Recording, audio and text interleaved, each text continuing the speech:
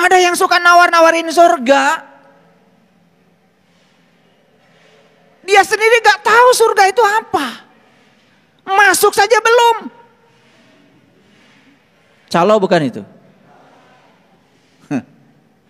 Ada yang suka nakut-nakutin neraka.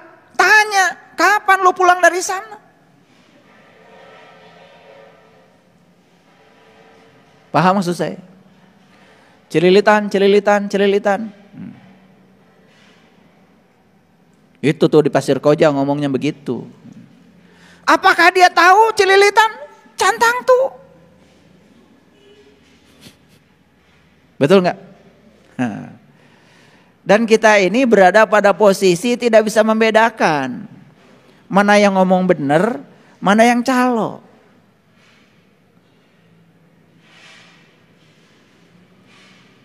Bahkan kita tidak pernah menuntut bukti.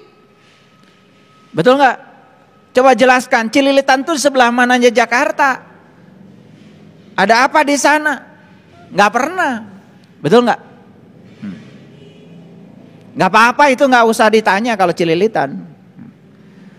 Kampung Rambutan nggak usah ditanya. Tapi jalan pulang kita, masa depan kita harus terbukti sekarang. Harus terasa sekarang, harus dibuktikan sekarang. Oke, baik, lanjut lagi.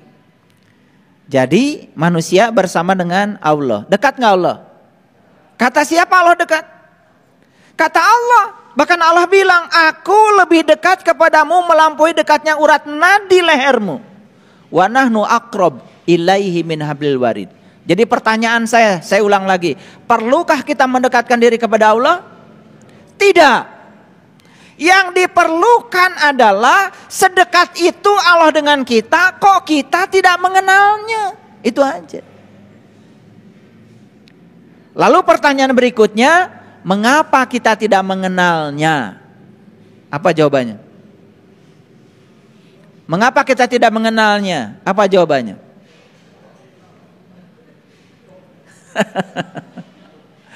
Mengapa kita tidak mengenalnya? Satu, karena kita selama ini tidak pernah mencari. Bukankah kita mengenal dia itu harus di tempat di mana dia ada? Betul nggak? Ulangi lagi. Untuk mengenal dia harus di tempat di mana dia ada. Masuk akal penjelasan saya? Nah, Allah itu ada bersamamu, lebih dekat kepadamu daripada urat nadi lehermu. Itu alamat dari Allah. Berarti untuk mengenalnya harus di tempat di mana dia ada. Ada di mana dia? Ada bersamamu. Kalau begitu pertanyaan selanjutnya, Padang Arafah tadi tempat luas, tempat terang untuk mengenal Allah, di luar apa di dalam? Terjawab sekarang? Terjawab, berarti di dalam dirimu. Oleh karena itu mencarinya tidak usah keluar dari dirimu sendiri. Berarti kamu harus melakukan perjalanan ke dalam dirimu sendiri. Itu sebabnya jangan heran kalau secara syariat puncaknya haji adalah Arafah. Ngapain di Arafah? Di Arafah tuh wukuf. Apa artinya wukuf? Wukuf itu adalah istirahat, berdiam diri. Diamnya apa? Itu pertanyaannya. Diamnya apa? Diamnya tubuh? Diamnya tubuh kalau pikiran kita masih jadi pengendali, kita belum istirahat. Karena sumber utama penderitaan manusia itu adalah pikiran. Pertanyaan saya sekarang, pintar apa tidak? Kalian bisa menjawab. Lihat semuanya ke sini, lihat semuanya ke sini. Saya punya pikiran enggak? Punya. Pikiran itu softwarenya otak. Otak itu hardwarenya. Pikiran itu adalah softwarenya. Program aplikasi yang diinstal ke dalam otak. Itu namanya pikiran. Nah, pikiran ini bekerja atas dasar apa? Karena pikiran ini punya pintu, namanya pintu pikiran. Bisa lihat nggak pintu pikiran di sini? Piraku segitu jelas. Bisa lihat nggak pintu pikiran saya? Ya Allah, pikiran itu bekerja kalau ada informasi. Pikiran itu bekerja kalau ada stimulus. Pikiran itu bekerja kalau ada masukan pada pikiran. Kalau gitu pintu pikiran kelihatan nggak oleh kalian di sini? Kelihatan. Mana pintu pikiran? 2 mata, 2 telinga, 2 lubang hidung, 1 lubang mulut, itulah pintu pikiran. Karena apa? Semua yang lewat 5, semua yang lewat 7 lubang ini, itulah yang mempengaruhi pikiran kita. Nah, oleh karena itu, wukuf itu sebetulnya mendiamkan pikiran. Gimana caranya supaya pikiran itu diam? Berarti semua saluran-saluran yang akan mempengaruhi pikiran disuruh istirahat, gitu aja kok.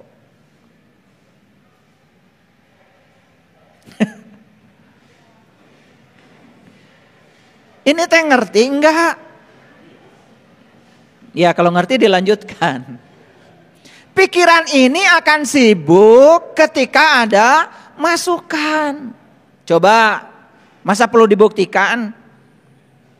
Begitu melihat sesuatu, langsung kan pikiran tuh sibuk.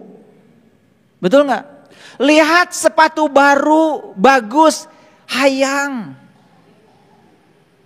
Betul nggak? Iya. Lihat orang pakai baju yang bagus, hayang. Lihat orang piknik ya, karena di-share ada foto cenah ieu teh babaturan urang keur di Bali, hayang. Betul nggak? Kan informasi masuknya dari situ. Ditambah lagi dari sini, ditambah dari sini. Betul nggak? Lagi ngaji kayak gini, tiba-tiba pelangsang teh ya, goreng peda, goreng jengkol, betul nggak? Sudah kebayang yang lain-lainnya, ya. Di situ ada nasi timbal, di situ ada sambal tarasi, betul nggak? Iya, langsung pikiran itu bekerja. Yang gitu saja kita itu kadang-kadang gak pernah bisa mikir. Jadi wukuf itu di mana? Di padang Arafah, di padang pengenalan. Mengenal siapa? Terserah yang mau kalian kenal apa. Kalau yang mau dikenal adalah Allah, ya padang Arafahnya berarti di sini. Karena Allah sudah bilang, aku bersamamu, lebih dekat kepadamu daripada urat nadi lehermu. Jadi kalau kita ingin wukuf yang sebenarnya, datanglah ke sini melakukan perjalanan ke dalam. Maka wukuf artinya diam. Diamnya apa? Bukan diamnya badan. Yang paling utama adalah diamnya pikiran. Kapan pikiran akan diam? Ketika semua sumber-sumber yang membuat pikiran ini terus-menerus bekerja, alirannya dihentikan. Saat itulah terjadi namanya wukuf. Nah, ketika pikiran itu sudah berhenti dan istirahat, itu namanya semedi. Pada saat semedi seperti itu, maka kesadaran murni dalam diri akan muncul. Apa kesadaran murni itu? Kesadaran murni itu adalah sang kebenaran sejati. Ada kata-kata bagus yang belum mungkin kalian pahami. Kalau saya mengatakan begini, kalau ada masalah, serahkan seluruhnya pada Sang Pencipta. Ngerti nggak? Ngerti apa tidak? Manggut-manggut. Ngerti apa tidak? Kalau sudah ngerti saya tanya lagi, siapa sang pencipta itu?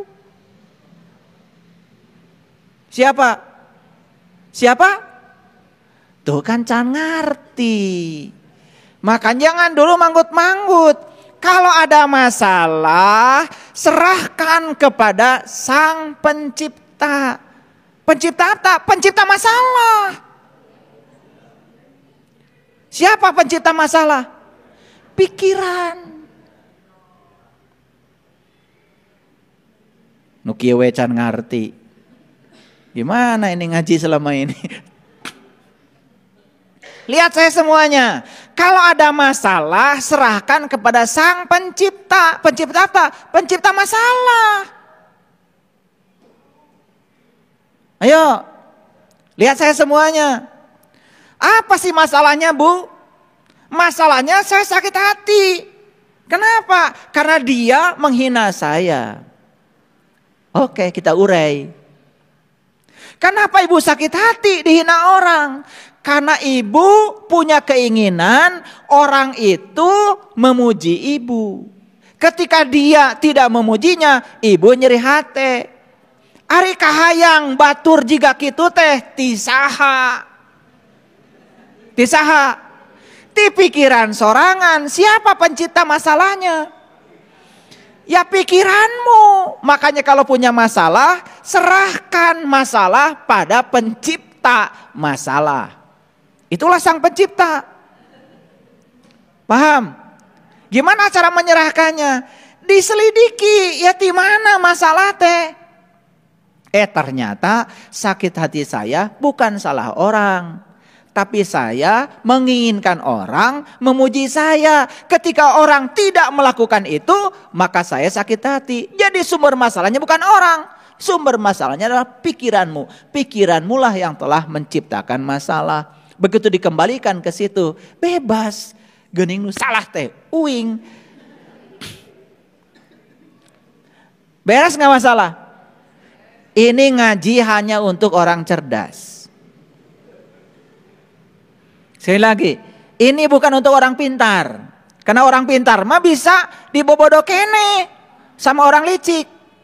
Orang licik juga masih bisa dibobodo kene ku orang jahat. Betul gak? Orang cerdas mah moal bisa dibobodo. Ari pintar ti mana? Pintar mati sakola, disebutnya intelektual. Ari cerdas di mana? Cerdas itu dari kesadaran spiritual. Jadi jangan dikira loh, yang sekolah sudah mencapai tingkat akademik yang paling tinggi itu cerdas, belum tentu. Secara intelektual mungkin saja dia punya banyak pengetahuan, tetapi dari sisi kesadaran boleh diuji. Makanya banyak yang sekolahnya tinggi, tetapi dalam prak-prakan kehidupan mah telulus. Sekolah tinggi tapi tetap mencuri, namanya korupsi. Kenapa orang korupsi? Karena dia merasa kekurangan. Kenapa merasa kekurangan? Karena dia serakah. Kenapa serakah? Karena tidak merasa berkecukupan. Kenapa tidak merasa berkecukupan? Karena dia goblok. Awas ya, ini enggak kasar. Bahasa Inggris ya. Awas, saya tidak ngomong bahasa lain. Bahasa Inggris. Paham?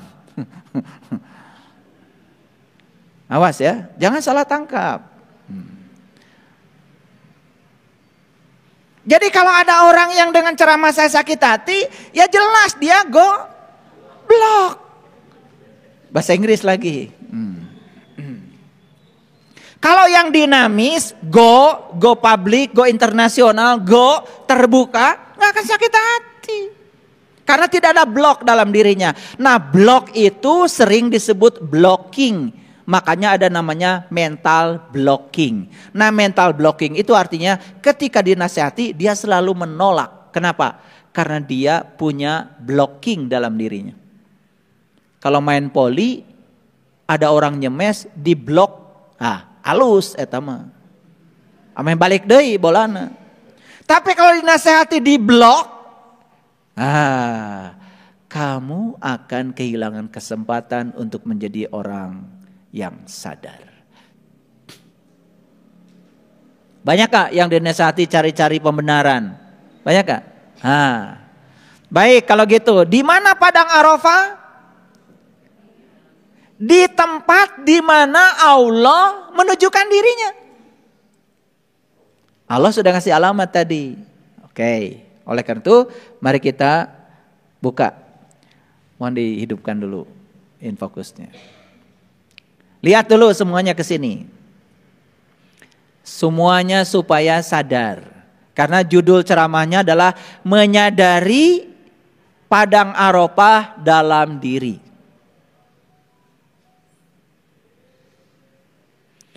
Sama sekali saya tidak bicara padang Arafah yang di luar diri. Bukan urusan saya. Oke? Baik, kita lihat ayat ini. Semuanya lihat Quran surat Al-Baqarah ayat 198. Mungkin para sahabat pernah dengar saya menjelaskan ayat ini. Tetapi di situasi yang berbeda. Di kesadaran saya yang berbeda.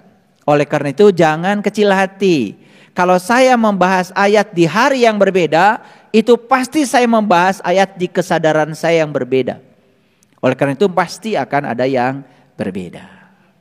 Ya, lihat sekarang. Saya akan bacakan perlahan. Saya akan terjemahkan dalam bahasa yang kalian mengerti. Karena apa? Ini yang saya bacakan tuh surat. Surat itu harus dibaca dan dimengerti isi suratnya. Bukan sekedar dibaca. Kalau kalian dapat surat cuma dibaca saja, gak ngerti isi suratnya. Setelah dapat surat, kalian tidak ada perubahan apa-apa. Paham? Buang-buang waktu saja. Lihat sini semuanya ya. Laisa alaikum. Sering diartikan ya, Laisa alaikum junahun antabtagu. Sering diartikan ya, tidak ada dosa bagimu untuk mencari karunia, dalam tanda kurung rezeki hasil perniagaan. Itu tanda kurung. Gak ada di sini urusan rezeki hasil perniagaan. Makanya kalau menafsirkan Quran jangan pakai akal. Jangan pakai pikiran, apalagi persepsi. Tafsir Quran tuh bil Quran. Biarkan apa adanya, jangan diganggu oleh pikiran-pikiran kita yang apalagi berkepentingan. Karena di ayat ini jelas dikatakan laisa alaikum junahun antabtagu fadlan. Tidak ada dosa bagimu mencari keutamaan. Jadi fadlan itu keutamaan. Mir rabbikum dari Tuhanmu. Jadi ayat ini jelas sedang berbicara, hey, orang-orang yang ingin mendapatkan keutamaan dari Tuhannya, tidak ada dosa bagimu. Tidak usah kecil hati bagimu. Ayo cari, gitu. Pertanyaannya apa? Pertanyaannya apa sih yang disebut dengan fadlan mirobikum? Apa sih keutamaan dari Allah? Apa sih keutamaan dari Tuhan? Mana yang paling bagus? Cari rezekinya, cari ilmunya, cari hartanya, atau cari Allahnya. Itu yang sudah dijelaskan dalam perang Baratayuda. Kenapa pasukan Kurawa kalah sama pasukan Pandawa? Salah yang diminta, itu aja. Pihak Pandawa gurunya Krishna, pihak Kurawa gurunya Krishna. Waktu mereka berdua, dua kelompok ini datang sama Krishna, beda permintaan. Karena Krishna seorang raja, Krishna punya tentara, Krishna punya senjata, yang diminta oleh Kurawa saat mau berperang apa? Minta senjata dan tentara. Dan yang datang duluan sama Krishna itu bukan Pandawa. Yang datang duluan sama Krishna itu pihak Kurawa. Kurawa mencerminkan keserakahan, mencerminkan ketamakan, mencerminkan ingin segalanya. Itu Kurawa. Pandawa cerminan dari kebijaksanaan. Pandawa itu cerminan dari kearifan. Pandawa itu cerminan dari kerendahan hati. Makanya yang datang kepada Krishna pertama kali adalah Kurawa. Saat itu Krishna sedang tidur nyenyak. Bisa nggak kalian menebak? Ini Kurawa datang kepada Krishna, duduknya di sebelah mana?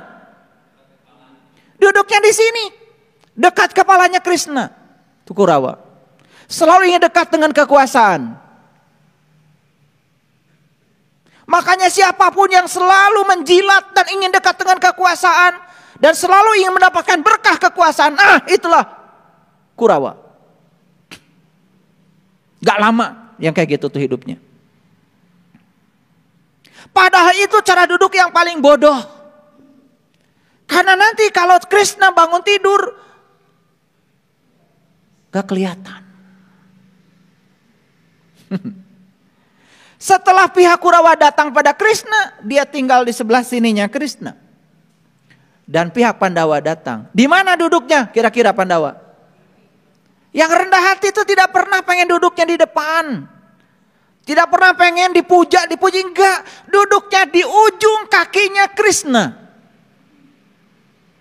Cara duduk aja udah beda. Makanya lihat, mohon maaf. Banyak sekali ya. Begitu seseorang berkuasa ingin dekat. Muji-muji. Geli lihat orang gitu. Tapi gak apa-apa sih. Pengennya begitu. Paham? Kemudian bangunlah Krishna. Saat Krishna bangun, yang pertama kali disapa dan ditanya, siapa? Pandawa.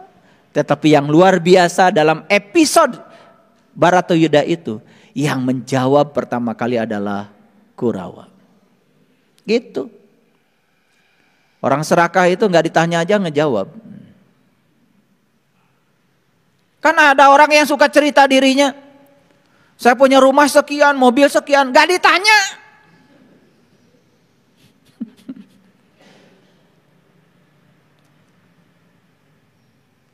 Makanya tidak perlu menjelaskan.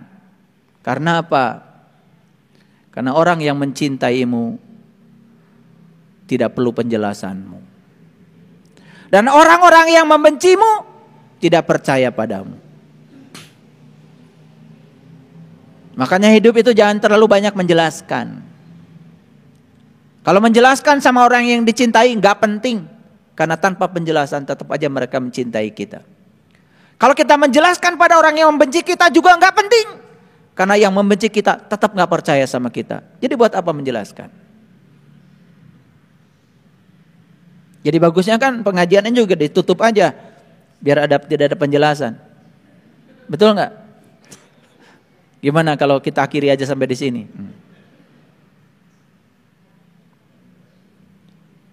Baik. Begitu Krishna bangun, yang pertama kali disapa adalah Pandawa. Tetapi yang jawab Kurawa. Di situ juga sudah kelihatan. Jadi episode Bharatayuddha itu sebetulnya bukan cerita nyata di masa lalu. Itu adalah bagaimana seorang sastrawan hebat itu menceritakan potret kehidupan manusia dari zaman ke zaman, manusia gitu dan gitu saja. Kurawa dan Pandawa. Kurawa dan Pandawa itu tidak ada di luar diri kita.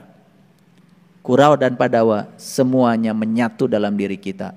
Makanya kalian kadang-kadang jadi Kurawa, kadang-kadang jadi Pandawa. Banyakan mana, seringan mana? Ya udah pasti.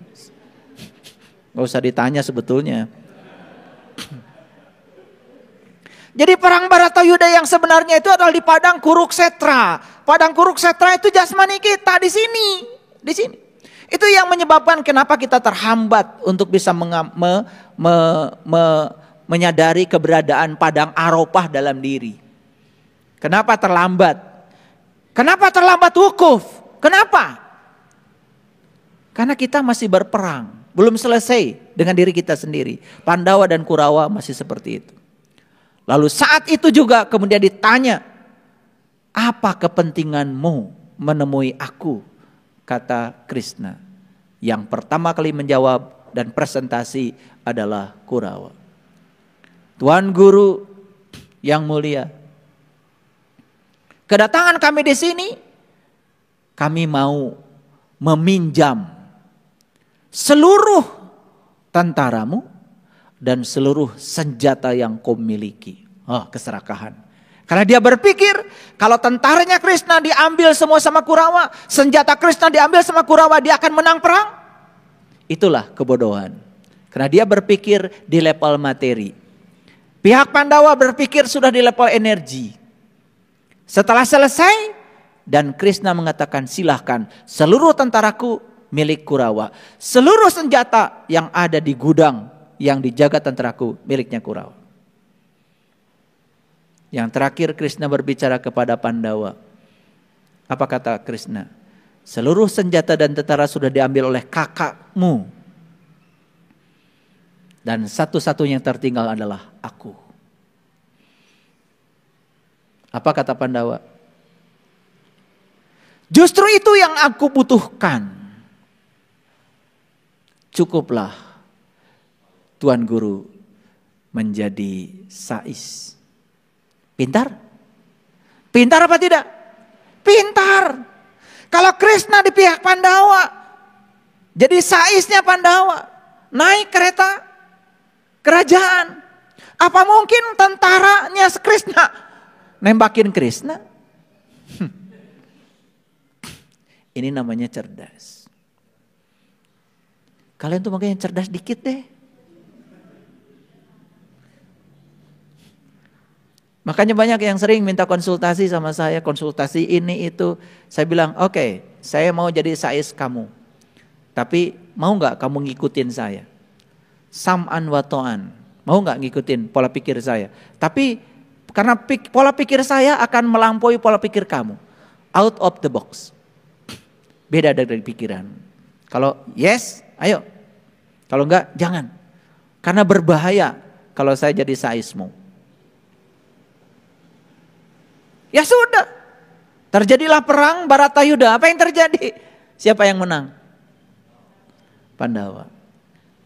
Karena Pandawa itu tidak butuh tentaranya, tidak butuh senjatanya. Yang dibutuhkan oleh Pandawa adalah Krishnanya. Seperti itulah banyak sekali manusia kepada Tuhan. Minta rezekinya, minta ilmunya, minta rahmatnya, minta berkahnya, minta ini, itu. Banyak sekali doanya. Tetapi tidak ada yang minta Allahnya.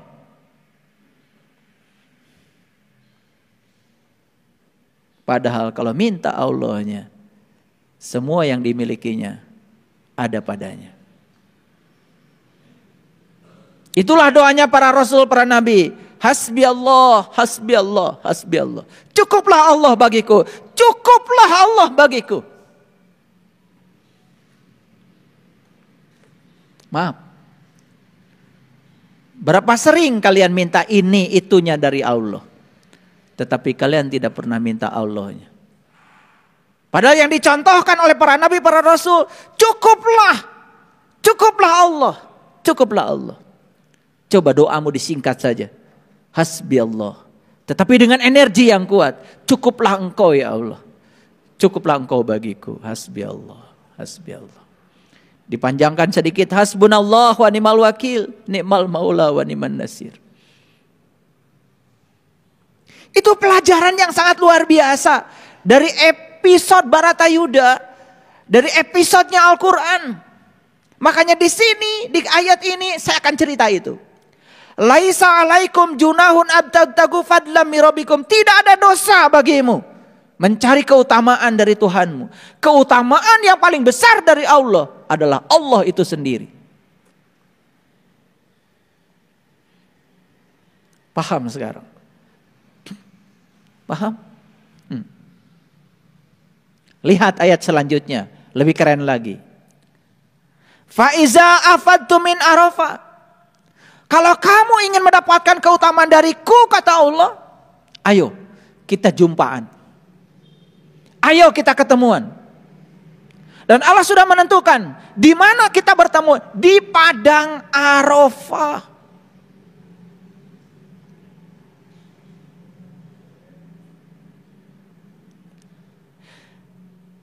Di padang pengenalan.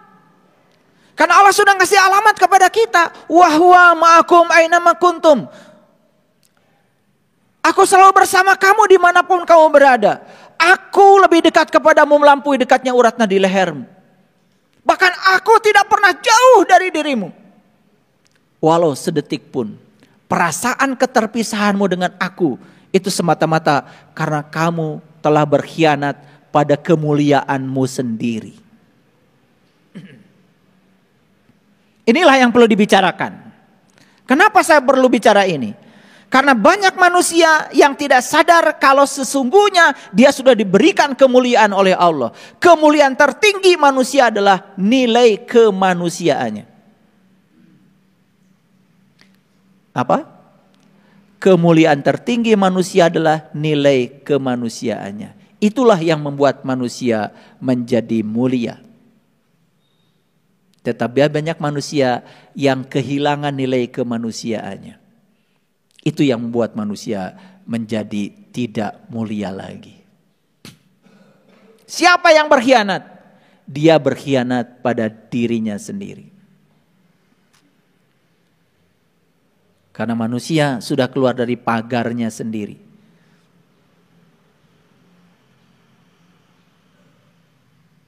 Itu.